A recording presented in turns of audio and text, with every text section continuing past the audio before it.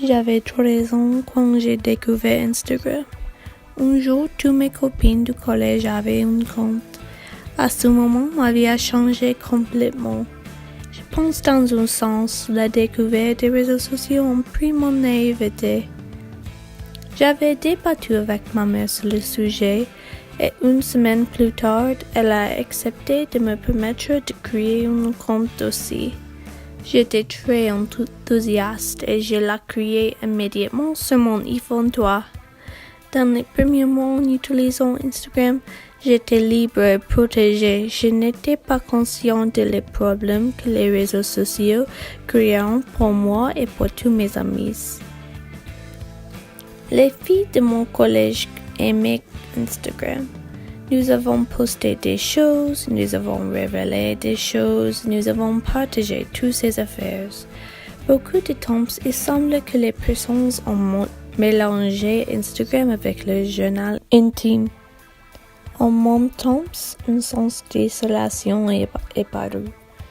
Les personnes sont devenues plus insensitives à leurs amis et les filles inférieures ont devenu moins fortes et plus soumises. Pour les hommes, les comportements agressifs en ligne ont augmenté. Toutes les personnes voulaient avoir une chance d'être populaires.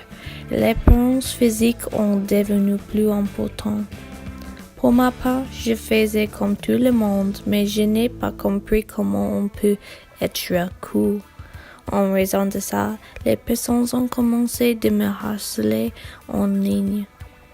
Un jour, il est devenu trop exigeant et j'ai supprimé mon compte pour 2 années. Après quelques années, Instagram est devenu une source d'expression plutôt qu'une source d'harcèlement en ligne.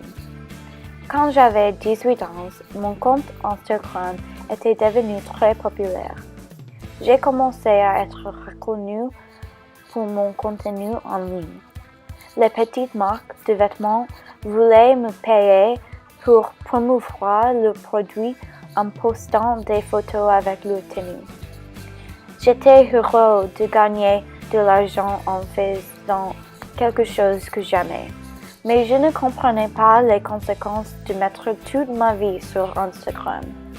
J'avais posté des photos et travaillé avec des entreprises sur Instagram pendant des mois quand j'ai commencé à recevoir des messages bizarres. Les entreprises ont commencé à me demander de révéler de plus en plus de peau sur mes photos. Sur Instagram, les femmes obtiennent plus d'attention si elles portent moins de vêtements.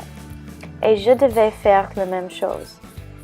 Chaque fois que je me sentais assez confiante pour publier des photos révélatrices, je recevais beaucoup de commentaires et des messages sexistes, dégradants et dégoûtants.